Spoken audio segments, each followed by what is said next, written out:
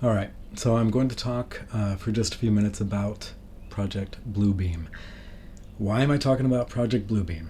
Because last week I woke up, and just before I woke up, the Holy Spirit said these words to me: Project Bluebeam. And then you wake up, and I'm like, what is Project Bluebeam? So, between then and now, I've done some research to find out what Project Bluebeam is, and I'm assuming he put it on my radar so I could put it on your radar. So let's dive into it.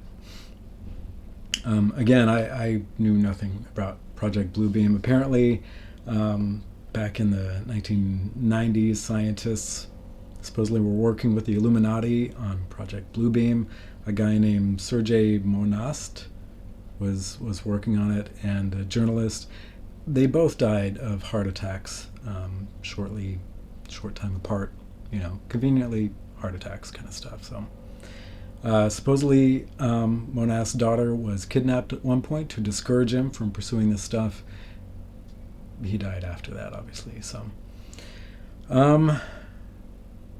they say the Canadian government was the one that kidnapped his daughter and stuff. So I didn't look that much into it, but first impressions as I was looking into the various elements is this is the weirdest conspiracy theory that I've ever heard of.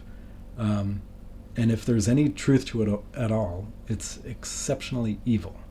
So again, people are saying that this is an Illuminati New World Order working with NASA to deceive people later on, specifically.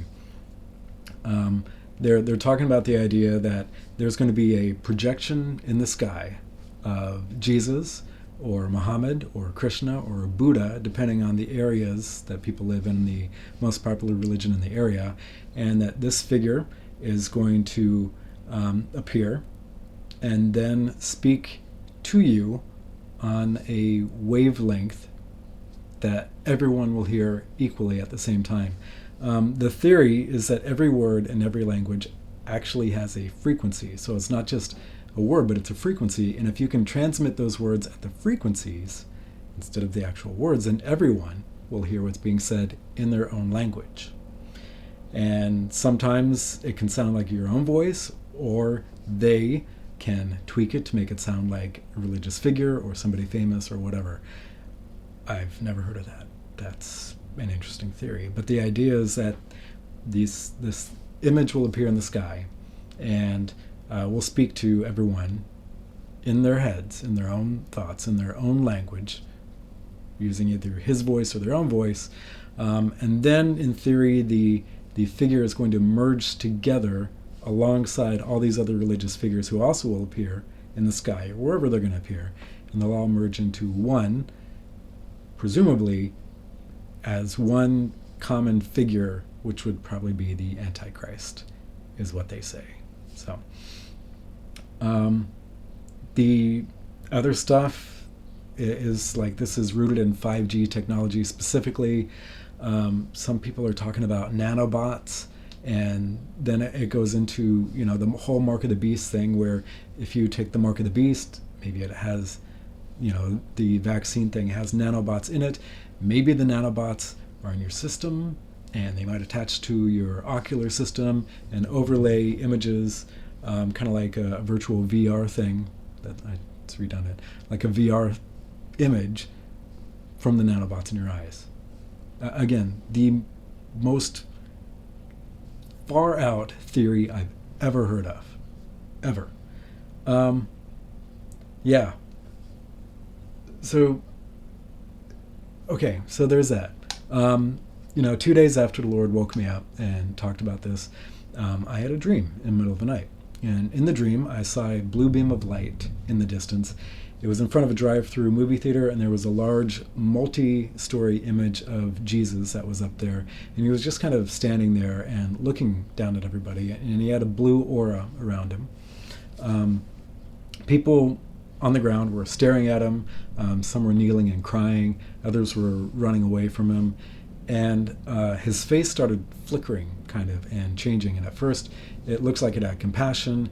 and then it would flicker, and there was like a reptilian face behind it, and then it would flicker right back to Jesus once again. So in the dream, I realized that looking straight on, it looks like Jesus. But when you go over to the side and you look at him from a different perspective, you can clearly see a reptilian, demonic being that's behind the front image. And whenever the demon would move and do something, the image of Jesus would also move in result from it. But people didn't see him from straight up front. You had to change your perspective to see it so everyone could look at it. So that's the dream. Take it for what it is. Here's the thing. Most conspiracy theories focus on the past and like rewrite things that happened in the past and say, well, this is the narrative and this is what really happened, blah, blah, blah. This is a conspiracy theory that's pointing to the future, which makes it really easy to thwart. So here we go. The conclusion is knowledge is power.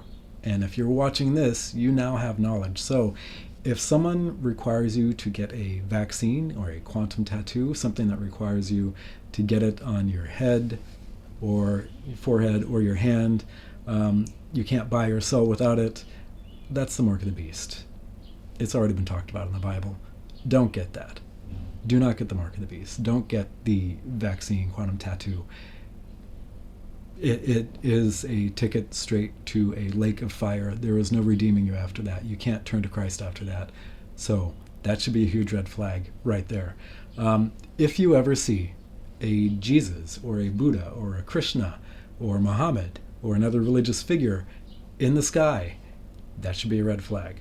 If you hear a voice as you're watching them in your head that is suddenly speaking to you, and you're not accustomed to hearing the Holy Spirit, so you can't tell the difference between God actually speaking to you and that should be a red flag. And finally, if these figures all merge into one figure, that should be a huge red flag. Why?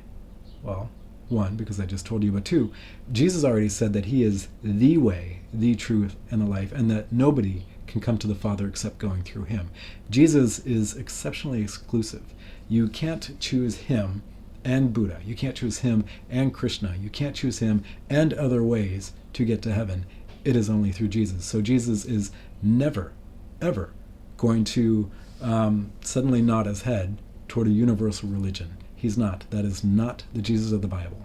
If a Jesus is doing that, whether it's in your head or whether it's in the sky, don't believe it. That's not Jesus.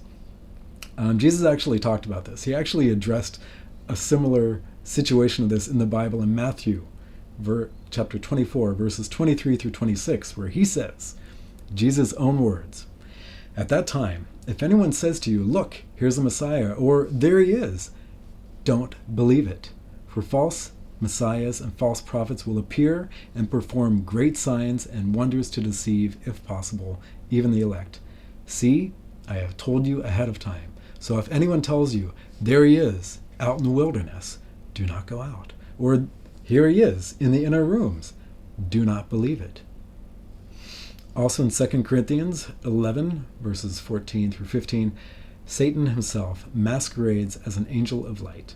It's not surprising then, if his servants also masquerade as servants of righteousness. Their end will be what their actions deserve. And that's Project Bluebeam. And now you know.